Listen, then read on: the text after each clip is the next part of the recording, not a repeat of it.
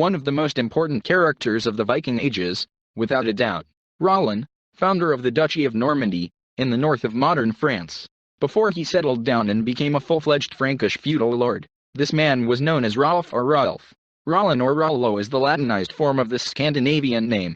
If we talk about our perception, then after the formation of Normandy, it would be more correct to call him Robert.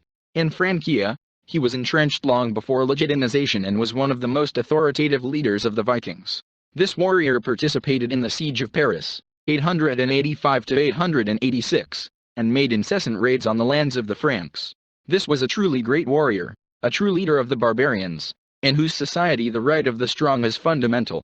And believe me, Rollo was strong, and was so heavy that not a single horse could bear his weight. He had to walk, for which he received his nickname, pedestrian. Unlike other Scandinavian leaders, tribute only fueled the fire of his ambitions more. He refused to return home. Realizing that this sir was special, the then king of West Francia, Charles III the Simple, decided to go the other way. In 911, he'd offered Rolf vast lands, and moreover, the hand of his daughter Gisela. So Karl became related to Rollo.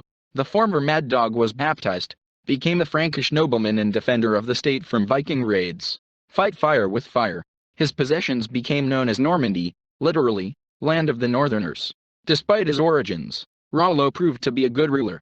One of the main directions of his policy was the revival of the lands devastated by raids. It's funny, considering that he ruined them, earlier, himself. For history, Rollon turned out to be very important, probably more important than even the Ragnarsons and the Inglings.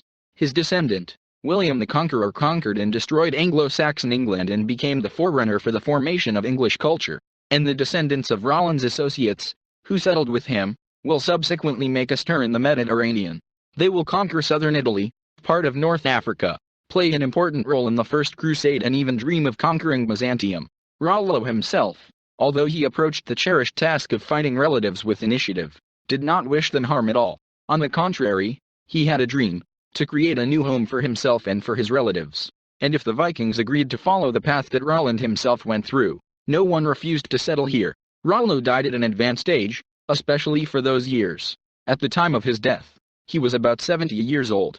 He was married twice, had 5 children, but none by Gisela. Nevertheless, the fate of Rolf is very happy. Papa de Bay, the first wife, or rather the concubine of Rollo, it was she who gave the first Duke of Normandy all his children.